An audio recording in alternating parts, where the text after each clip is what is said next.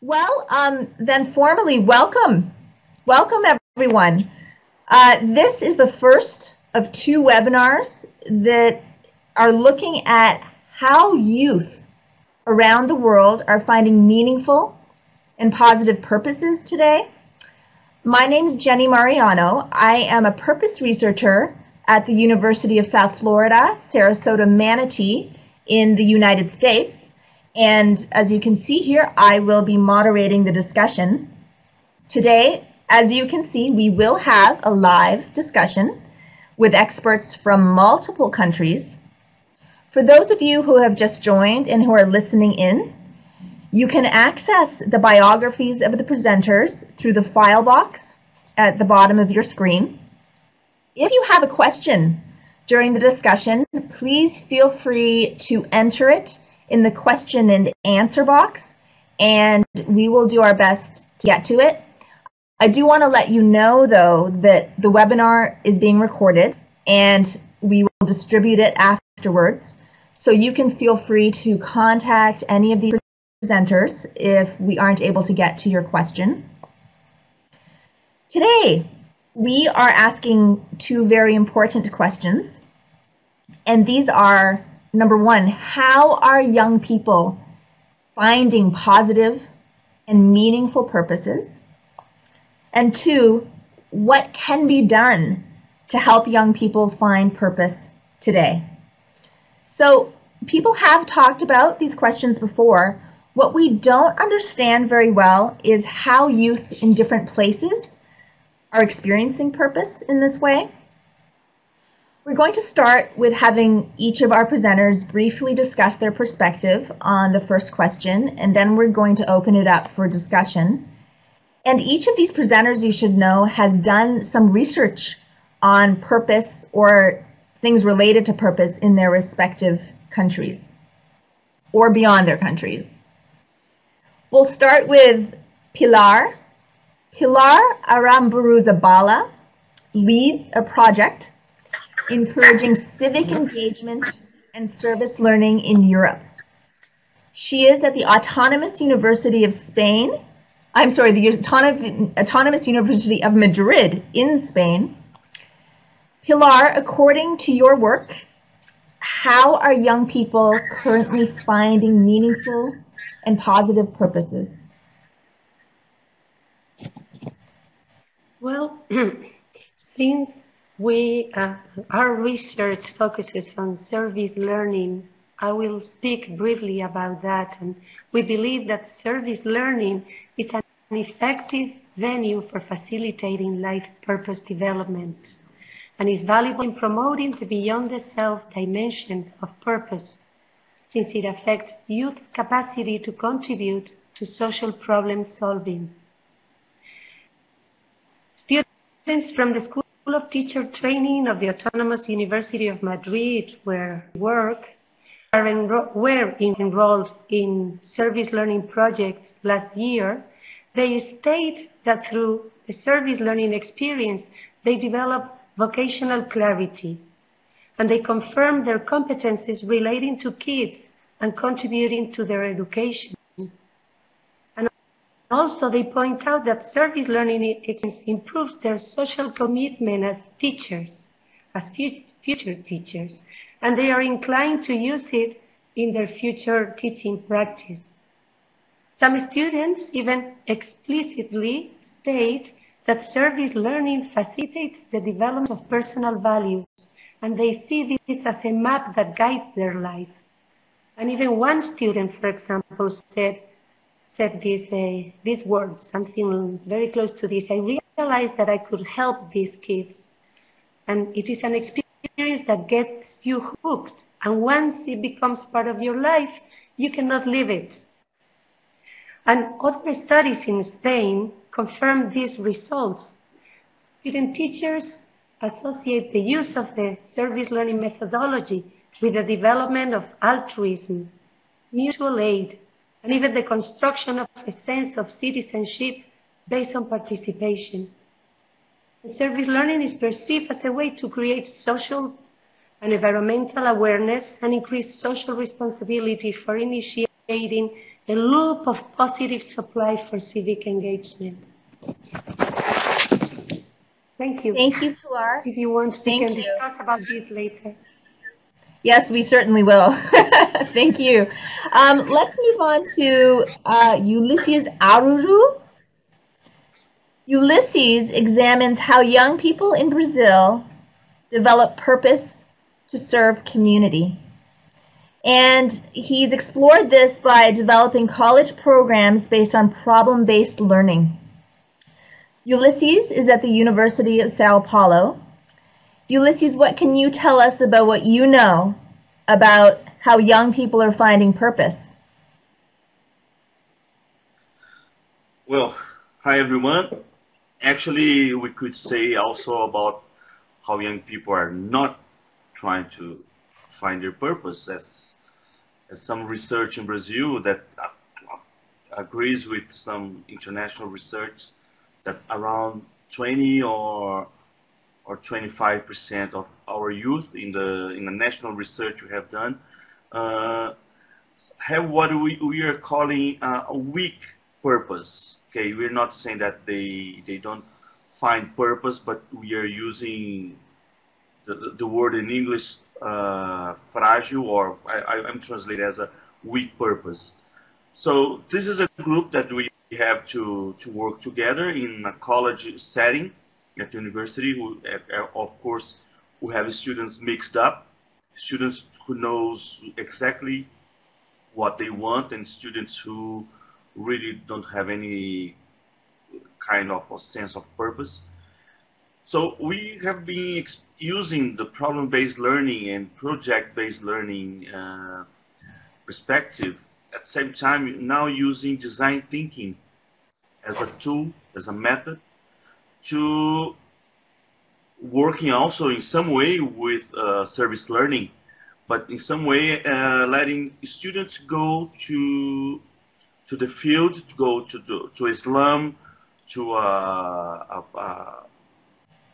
an area of with some social problems, for example, based on a human rights perspective, and have them to develop, to learn how to make a question about the conditions of that people live, and at the same time trying to get them to work in solutions for that problem, but not just reflect about the solutions, but also build something, build tools about how to improve quality of life of people and things like that. So it's a way to get them hands-on and at the same time reflecting about what they are doing, and with some commitment to bring solutions to the problems they are facing related to social issues. It's a way to have them reflect and maybe helping them to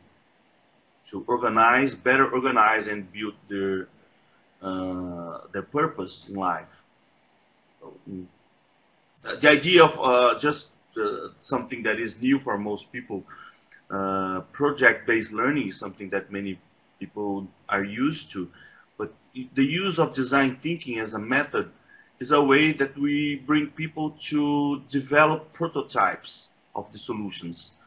So not just reflect about the problems, but also prototype solutions that can be, as we say, a public policy, can be a product, or can be a method, for example. So it's a broader sense of a prototype that they have to think, develop, and work with community in how this prototype can be worth for the community itself and for them also. Thank you. Thank you, Ulysses. Very interesting to hear what you guys are doing in Brazil. We'll go up to Barbara Biglia now. Barbara comes to us from Rovira y Virgili University in Tarragona, Catalonia, Spain. She is part of several cross-disciplinary and international collaborations, such as the Goretti Research Group of the Critical Institute, the Discourse Unit, and the Swiss Center for Social Research. Barbara, what can you tell us about how young people are finding purpose in your region? Hi, I think that in order to talk about purpose nowadays, we have to consider the situation of precariousness in which young people are living. I think that with this moment of crisis, the precariousness is becoming even stronger. And that's mean that it's extremely difficult for young people to define a project, a life project or expectation project that is not constrained by the situation. So we still see that there is two basic paths that are used by young people. One is the more standard one that is related with the Catholic and capitalist society, and the young people still believe like sorry, there was an animal, like their grandparents or parents, that their life is studying a little bit, getting married, have a house, and find a work. And that this is the standard path, but it's really difficult to realize for this situation. Then there is the alternative path that is really trying to define a proper purpose style and trying to find their own way. This is very difficult, and basically we can find that two groups of young people can afford to do it. One is people that have a stronger social capital, so they have a lot of option, or at least they can construct this option more freely. And the other is groups of people that don't have a lot to lose. So in some points, they don't see any future, they don't see any standard future, and sometimes they can be much more creative than other people. But also there is what we assist is a sort of procrastination in finding a purpose. So many young people didn't define their purpose until much later. I think that's basically what I can say right now. Thank you. Thank you, Barbara. And I'll just, you will have noticed that the title of this webinar is Finding Purpose in Challenging Times, which I think that you spoke to quite well. So we'll move up to Zipporah Magen next. Zipporah Magen is author of the book Exploring Adolescent Happiness, Commitment, Purpose, and Fulfillment. And in this book, she interviewed youth in Israel and in the United States. Zipporah's work has influenced Israeli educational policy, and Zipporah is at Tel Aviv University in Israel. Zipporah, what is your perspective on this question? Okay. In trying to define youth purposes in different cultures, are we referring to personal, selfish purposes or pro-social purposes, meaning for the self or meaning beyond the self? Teenagers, self-centered, egotistic, indifferent as they are also genuinely interested in social causes, in values, in justice. 2 decades of cross-cultural research from the 1980s to the beginning of this millennium indicates that fully 1/3 of young people express a deep desire to commit themselves to activities for the benefit of others. 1 in 3 wish to devote themselves to the well-being of people or to engage some change, to generate some change in society. Importantly, same pattern appeared in all cultures studied. In Israel, a country of small size and troubled geopolitics, most Israeli 18-year-olds right after high school spend 2 to 3 years in mandatory military service or alternatively national service welfare programs. Military service may negatively impact young people's behavior and attitudes. However, we often witness strengthening affinity to social causes, increasing desire to enhance others' well-being, even during their service, like assisting disabled people, children with special needs, or Holocaust survivors. Could it be that these youngsters' long-term experience and commitment to the safety and security of their people, while suspending or even sacrificing their own personal, academic, or career goals, may contribute further positive meaning and sense of purpose? The issue of peace holds a notable place in many teenagers' strivings. They wish for it, and despite acknowledging their own limitation to achieve this goal, seek to work toward it. That's about Israel. Thank you. Thank you very much. We will go to our colleagues in Finland next. We're actually fortunate to have two perspectives from the University of Helsinki today. Kirsi Tiri consults on educational issues in Europe, and she studies how teachers in Finland and elsewhere impact students' purposes. Kirsi has published broadly on this topic with international collaborators. Elina Kusisto examines how one's life purpose can be supported in schools and universities. And Elina's research looks at how religious education in the context of volunteer work impacts purpose. Kirsi, we'll start with you. What can you share with us? What do you know about how youth are finding purpose today?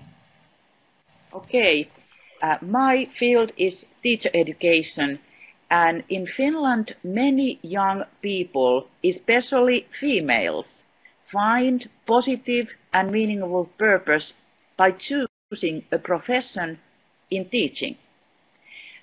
Teaching has always been valued in Finnish society, and we have been able to attract very talented students to become teachers. So it is a joy to educate them. Currently, it is more difficult to get into the elementary school teaching program than to medicine or law at the University of Helsinki. So this is one indicator how much education is respected in Finland. And other countries, they want to learn from us. How do we do this? And we have also been very successful in international comparative studies. So Finnish students, they rank very high in math, science, and reading. Finland has always been the top performing European country in these fields. And people want to come that how is it happening? And maybe teacher education has something to do with it. We have so good teachers, and they can open up the meaning of these subjects to our students. So I can conclude that in Finland, we have a lot of purposeful teachers who are capable of opening up the meanings of their teaching. And this purposeful teaching, I think it's something that we want to advocate and we want to invest also in the future. Thank you. Thank you. Elina, could you please add your comments? Anything to add to this, please? Well, I would like to say something about religious education in Finland, which provides wonderful opportunities for students to reflect and find positive and meaningful purposes. In Finnish educational system, religious education is a school subject that is part of every child's general education. In 9-year comprehensive school, 92% of Finnish pupils participate in evangelical Lutheran religious education, which is quite interesting since only 76% of Finnish population are church members. Further, 5% of students participate in secular ethics instruction and 3% in religious education of other religions or denominations. Another distinctive aspect in Finland is the high participation of 15-year-olds in confirmation classes given by the Evangelical Lutheran Church. Close to 90% of all 15-year-olds participate confirmation classes. And both in religious education in school and during these confirmation classes, students are given tasks and they are helped to reflect their purpose in life.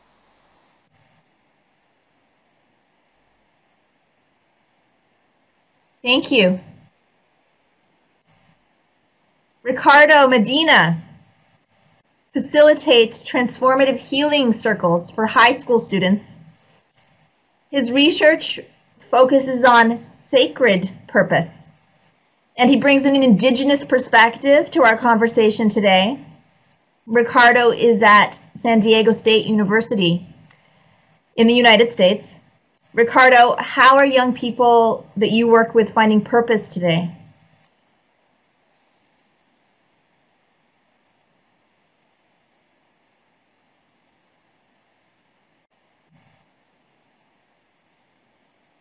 Good morning. Good morning. What I'm finding in the work that I'm doing, and I'm pretty sure that it's common across the board, is that young people are still finding purpose in pockets. We see pockets, and we see micro movements of systems and programs that are truly tapping into purpose with youth.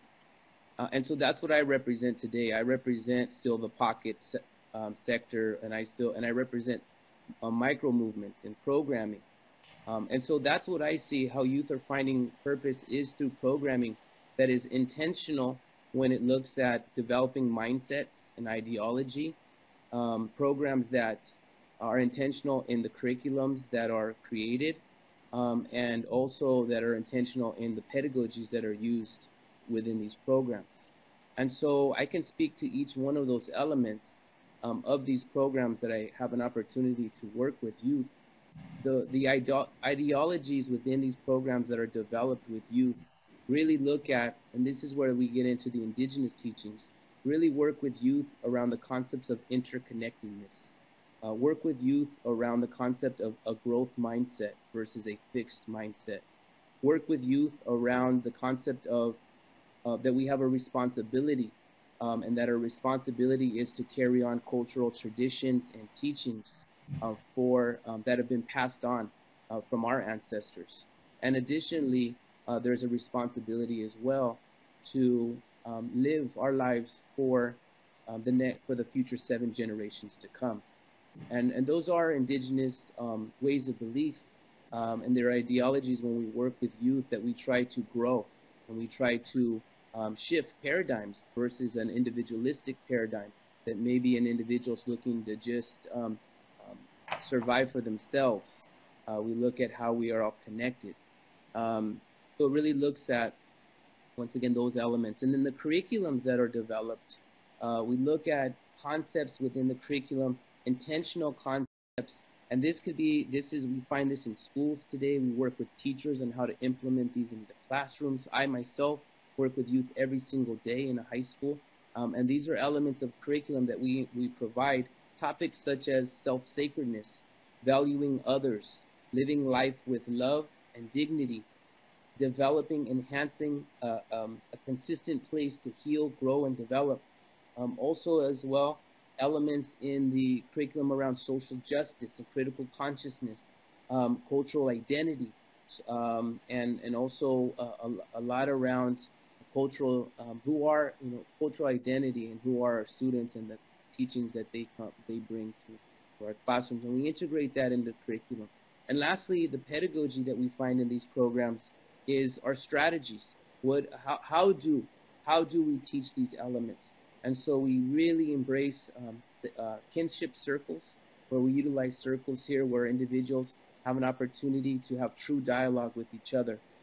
This is what we say is individuals have an opportunity to heal, deal, and be real. And so we also utilize service learning, which really we try to tap in more to service learning around acts of compassion. And we try to provide multiple areas for students to self-reflect, and in classroom practices that call upon problem-posing education, holistic education, where we work with students on the mind and the heart. And also, once again, we utilize teachings that are maybe more non-Western, like let's get out of the classroom, let's take students into a natural environment, more cooperative-based strategies. So in summary, those are the ways that we're finding the pockets and the microsystems, micro-movements to help you find purpose. It's truly utilizing those three things. How do we grow ideologies? How do we create intentional curriculum? And how do we continue to improve our pedagogies in order to truly tap into youth and versus just telling them what to do, right? So pedagogies are creative practices that we could utilize in classrooms and in organizations and community spaces to truly get individuals to reflect and have transformative, pivotal moments. Thank you, Ricardo. Shauna Moran is the principal investigator of the 6-country research initiative on purpose education that brings us together here today. She's at Clark University in the United States. Shauna, what does your work reveal about this question? Well, I'm certainly going to speak more broadly than just my work. But in recent studies in the United States have found that their purposes, youth are finding purposes through 4 primary paths, if you will. The first is trigger events, such as somebody you know who gets cancer, or students who see other students being bullying, or even watching a TV show or a news show about something that is going on. But that trigger event has to be coupled with the young person's determination that they can do something about it and want to do something about whatever the challenge is. That's the first one. The second one is interest, such as music or cooking or computer programming, that often takes off through extracurricular activities, community engagement, or special jobs programs, or even following in their parents' footsteps, and so they have seen the role modeling, that then they take forward as more than just an interest, something that they commit to more strongly. Third is following the lessons or role modeling of teachers or religious beliefs or parents. And fourth is falling into a life rhythm, if you will, that only in hindsight as an adult is viewed as a purpose, so it coheres after the fact.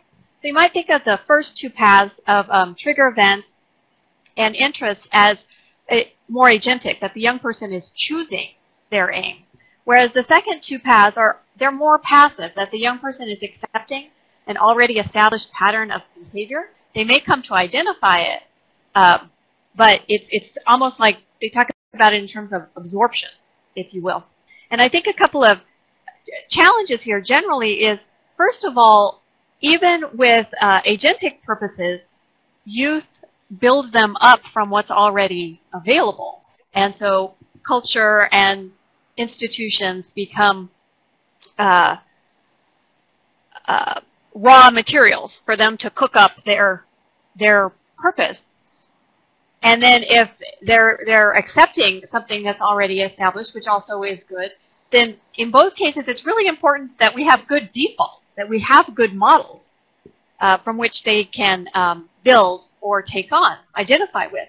And then for young people who often go the more agentic route, then there are some additional challenges that we as purpose researchers or youth practitioners might take on. One is sensitivity and perception to what's going on around them and what they might do with it, so there's courage, and maintaining direction or momentum for what they're trying to do, because especially doing something proactive, you often have to put a little bit more energy in yourself, especially if you're trying to change something that you see is not working in the world. There often can be inertia or resistance, and so people who choose those types of purposes, especially when they're young, have to forge part of the path and have to cobble together support. So there is some need for encouragement and momentum building. Thank you. Okay, so what I'd like to do is open this up for discussion amongst us. What I'll ask presenters to do is, if you would like to make a comment or have a question for another presenter, or a question or a comment you want to address broadly to anyone, please raise your hand. And to do this, you can access the hand raising function right at the top of your screen, and then we'll call on you, and you can speak when your mic is enabled, and then put down your hand when you're done. For those of you who are participants who are listening in, I want you to feel welcome to enter any questions in the question and answer box, and we'll do our best to get around to it. So I welcome questions and comments from presenters and from participants.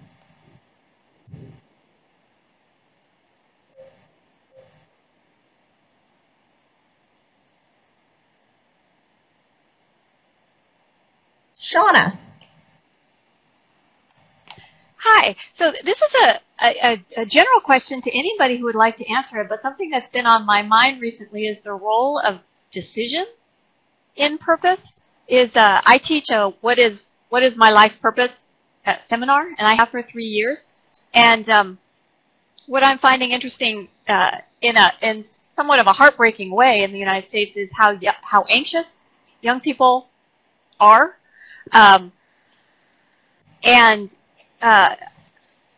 so I was wondering if you had any ideas about the role of actually deciding. Like, in some ways, purpose does this once you choose a purpose, that it cuts away distractions. But in trying to figure out what your purpose is developmentally, there's still some decision to be made. And if the purpose isn't operating yet, then you don't have that beacon. And so in your work, in working with young people or studying them, if you've come across the role of decision.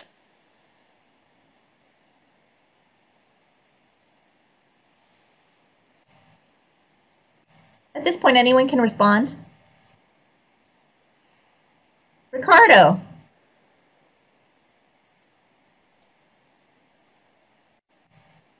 So that's an interesting, Shauna, that's a really interesting concept, and I could tell you that I see a lot of that as well. And I think of the decision being an anxious decision because of the role that society and media plays in defining what an individual's purpose should be. What I want to bring out is some of the research that kind of challenges that concept of decisions.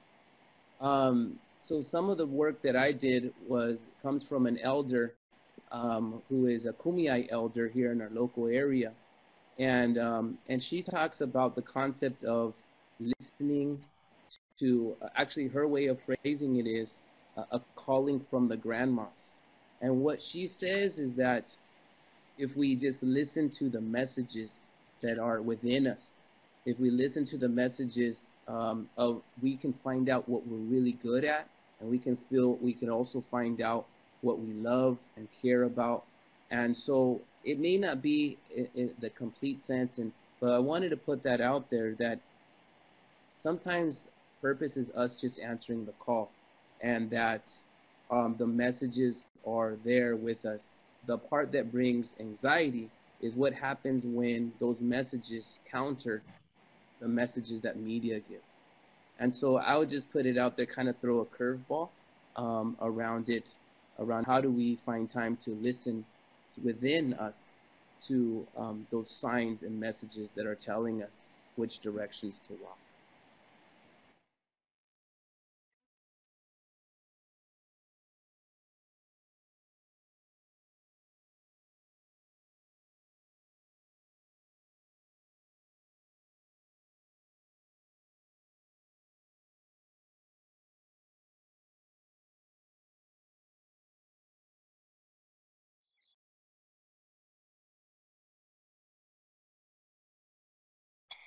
Back there, Kier. So we'll come back to you.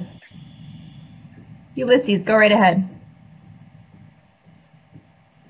Oh, I don't know if I'm going to answer exactly what Anna said, but I'd like to explain a little in a psychological way. We have been developing some research in Brazil, mainly conducted by Valeria, my wife, and her students, that relates the role of feelings and emotions with values in a perspective that came from William Damon and some other authors in the back, that trying to connect judgment and actions, okay, human judgment and actions, where the values that are central in your identity, they are really related to feelings and emotions, positive feelings and emotions. So what we have been finding in this research is that as youth, okay, they have a purpose really central in their identity, something that is really make their identities themselves. There is a strong feelings and emotions connected to that purpose. So in some way, we are trying to see how we can promote this kind of purpose related to good moods and positive aspects of the emotions, to help them to work better the purpose in which they are working for. I know it's clear, it's kind of difficult to explain, but essentially is that working feelings and emotions connected to values related to their purpose, and to try to help them to follow up with the life goals and constructing their purpose in life. Just quickly. Thank you, Ulysses. We're going to go back to Kiersey, see if we can get that sound working. What I want you to welcome you to do, Kiersey, is why don't you go ahead and put any comments in the chat box, and we'll share those, okay? Because we really want to hear your insights. In the meantime, let's go over to Zipporah again and have her comments on this question. I would like to comment about some of the thoughts and ideas we were hearing now that are supporting the notion that self-purpose and pro-social purpose are not mutually exclusive. They are interrelated. Like listening to Ricardo, who is explaining so keenly that the person who feels welcomed, the young person who feels valued, will develop meaning in his life. That's the road to it. I am listening to what's going in the study in Brazil, that the relations between feelings and values, that's the way how young people who are open to their own feelings, to their selves, can develop interest and can develop devotion to others' problems and needs. I was listening to Sena Moran, who talks about commitment, because commitment would be one of the main factors that will lead young people to find some meaningful purpose in what they are doing. So that's my comment about what I was hearing now, and it's really very much encouraging to know that to be open to others, to be open to the needs of our friends and other people, we need to be open to ourselves, and we need to accept ourselves and care for our selfish purposes as well as to our pro-social purposes. Thank you, Zipporah. Thank you. And I know that others have their hands up. I just want to make sure we go to Elena and Barbara and Pilar. Give you guys a chance to respond if you'd like to right now. No need if not. We also have a question coming in. Pilar, would you like to say something? Please go ahead once you get your mic enabled. Go right ahead. Pilar. Yes. Yes, thank you. Actually, it's a question for Ulysses. And because I was very, very interested in this concept that you proposed, the prototype solutions, thinking in terms of service learning, which, as you know, has this action, information, reflection, and discussion components. But when students reflect about who they are and why are there social injustices and what can I do about it, it's always reflecting on the specific, on the concrete situation they are dealing with. And I found very interesting, it's like moving it a step forward to think about making it into prototypes, making it into public policy. And I would like, if you want, I'd appreciate very much that you could speak a little bit more about that.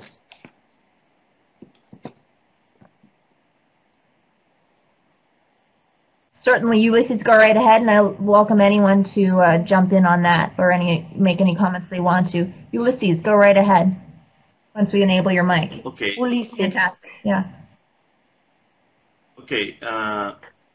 Actually, we have been working with that for many years in Brazil, working with teachers training actually, and now working more with general students at the university level. Okay, so in my campus where I'm working in the University of São Paulo, we have a discipline in the curriculum that is called problem resolution. And what we do is getting a human rights declaration as an act of the discipline. The students have to define or choose one of the human rights articles, okay, and go. Someone wants to talk with me about this meeting, I think. Hi. You see, it's business as usual, right? We're having a discussion. I will say, so Ulysses recently came to University of South Florida to share his problem-based learning approach. And problem-based learning, what I'm hearing from all of you is that, we're kind of answering both questions. How are young people finding purpose, but also what can be done? And what I'm hearing from many of you is that we really need these, as Ricardo was calling them, intentional programming, and service learning seems to be something that many of you are using. The way that I understand the University of Sao Paulo, Ulysses is using this, is to have individuals find a problem in the community, get together with interdisciplinary professors, and create a prototype tool to solve a very specific problem in the community. And I know just from speaking with many of you, a lot of these, this kind of thing is something that's being done in many places. If problem-based learning itself was first developed at McMaster University in Hamilton, Canada, and you can certainly look into that. I'd like to take some other comments or questions for those who haven't been able to comment. Ricardo, you had a comment that you weren't able to share. Please go right ahead once we enable your mic and make that comment.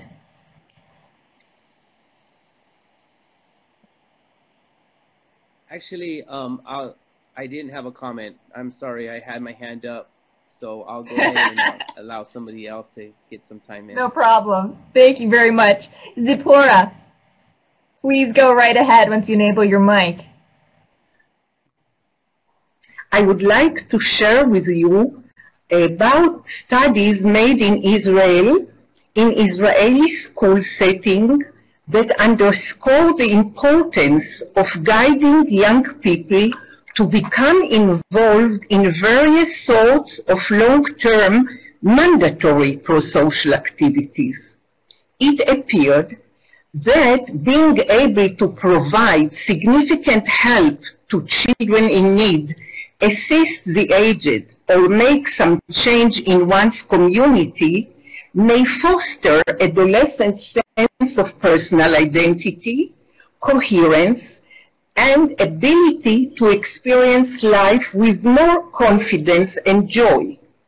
Yet, research conducted on such schools projects suggests the need to proceed with caution.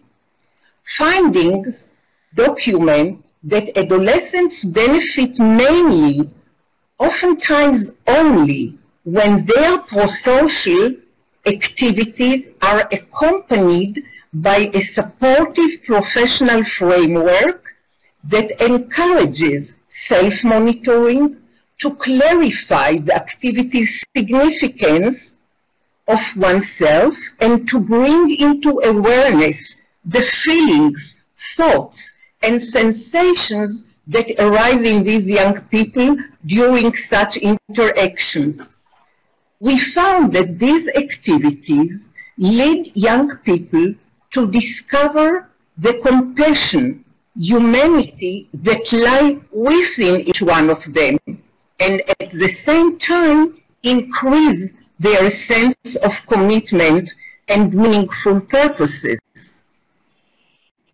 Adapting the notion of empowerment through act of giving, innovative programs should be designed and implemented in the community to strengthen and broaden the population of youth volunteers.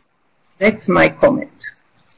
Thank you, Zipporah. And, you have commented too, I think all of us have indirectly, that it's not enough just to go out and create some activities that help young people develop purpose. They have to be purposeful in themselves. There are certain aspects. There's a close mentoring.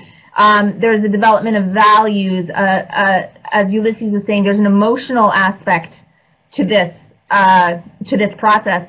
What I'd like to do is I'd like to ask Barbara to please share with us briefly what some of those key aspects are in the work that they are doing in the Catalonian region. I know that there are some high school-based work that you are doing there. And I'd also like to ask Alina and Kirsi to talk about some of the key things that they think are important in teaching exercises, since you have done so much work with teachers in Finland. So Barbara, could you address that? What is it about these activities, these learning experiences that are very important? Do you have an example you can share?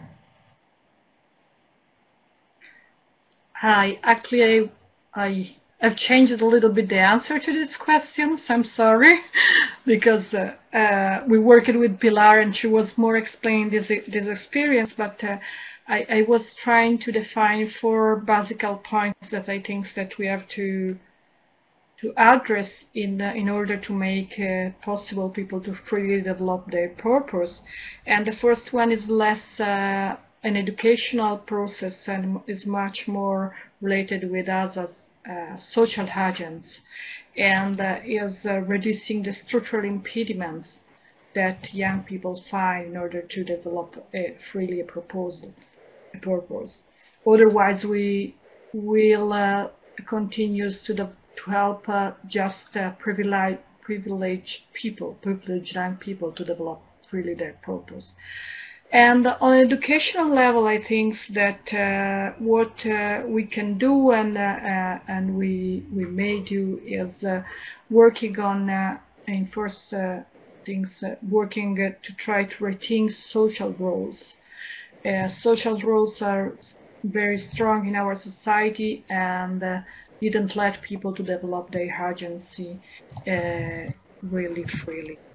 The second, I think that actually there is quite a lot of work that is done to develop purpose in counseling in education professional level, and I think we have to defocus a little bit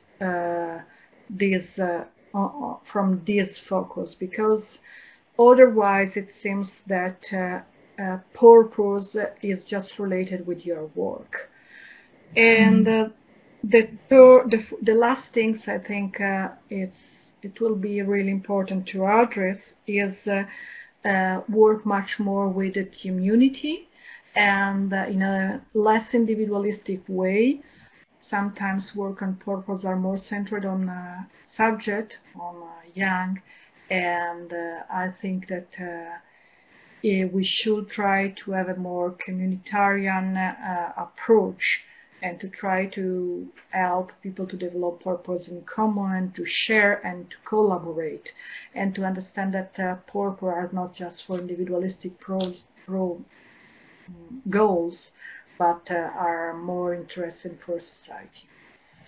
That was what I would like to share, and I have to apologize because I really have to run away because I have a class now, and I will listen your comments in the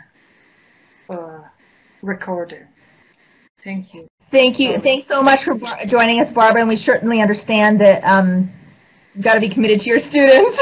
So hopefully, you know, you'll be able to teach some purpose stuff with them. Have a wonderful day, and thank you for joining. We are, I know that Ricardo has a comment related to this, and then we'll go to Pilar with a comment, at which point Alina and Kirsty will get back to you because we really... So Ricardo, go right ahead. We're just unmuting your mic now. Please. Whatever comments you have. Okay.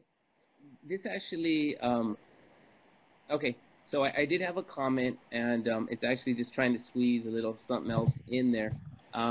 It's not so much connected to Barbara's, but it is, and it's all connected. Is the concept of connecting to purpose and disconnecting. And so one of the elements that that we utilize here is that a disconnection of purpose many times could be from what we'd call a wound.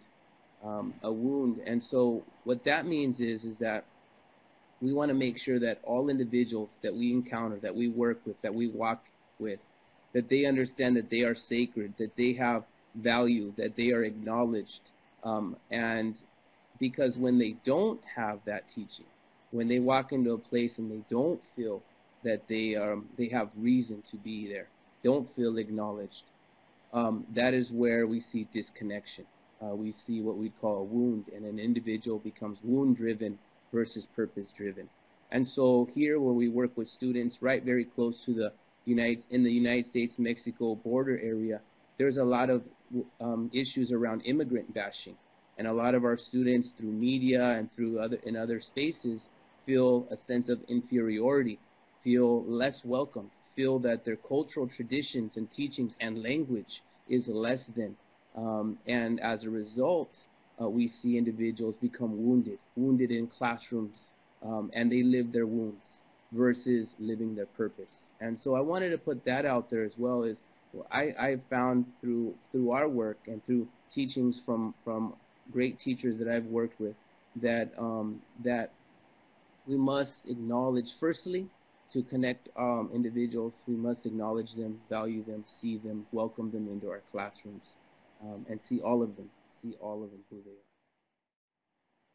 Thank you. We're actually, you know, I was reading, we're actually experiencing not just immigration, but really possible immigration through a large flow of refugees situation in the world today. In fact, they're saying it's the largest one we've had, problem we've had since World War II, or even before that. And, this really begs the question, how is this affecting young people's aspirations and hopes? Anyway, that's just a side comment, but thanks for bringing that up. Let's go to Alina, because Alina has a comment, and then we'll go back to Pilar. Alina, please, once we enable your mic, love to hear your comments. Go ahead. Thank you. From a perspective of teacher education, what we are trying to teach our teacher candidates is that in order to teach purpose in the students, they should be able to help students to connect with the content, with the subject they are teaching, so that the students would be able to create a personal and meaningful relationship with the studied subject. And through that, students can find also their own purpose in life.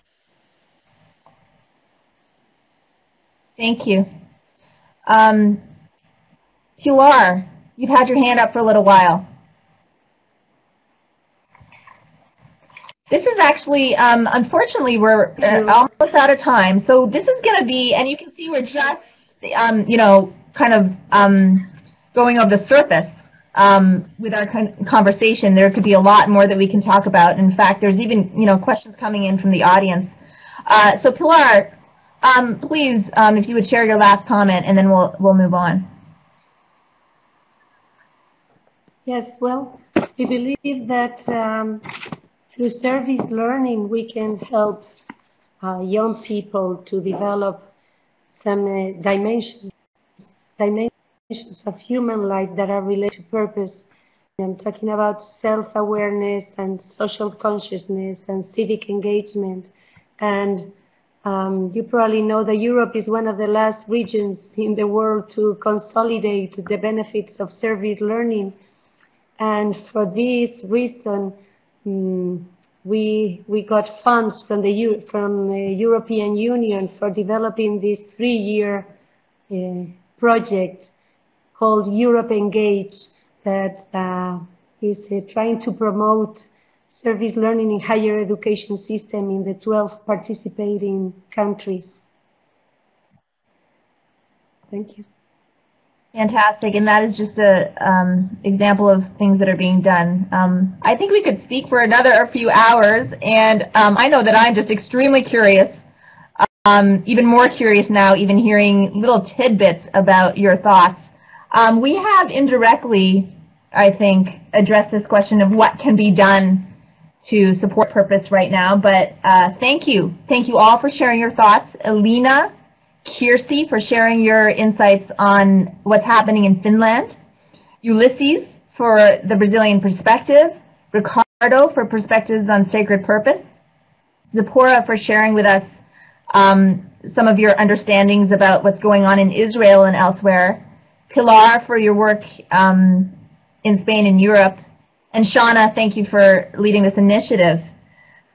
This concludes our webinar, but participants, again, there are webinar biographies. Please feel free to reach out, and I hope that all of us as presenters will reach out to each other too. Like I said, we're just scraping the surface here. For example, there was a question that's coming in from Rita Pimento de Devoto from Brazil. She asked, how do you think the search for purpose in youth is influenced by differences in social and economic conditions? And that is a huge question. Perhaps in our next set of webinars, if there are any, we could address that. So thank you very much to everybody for attending. Thank you to the John Templeton Foundation for sponsoring this webinar. and to Clark University, and to the University of South Florida, Sarasota Manatee. And I want to thank Amber Lee for help with the technical support. We really hope that for presenters and participants that this webinar has at least started you thinking and deepened your understanding about purpose, why it's important for young people, and it's just provided a few little ideas about how we can serve today's young people wherever they live in the world. So thank you. Have a wonderful evening, night, morning, wherever you are.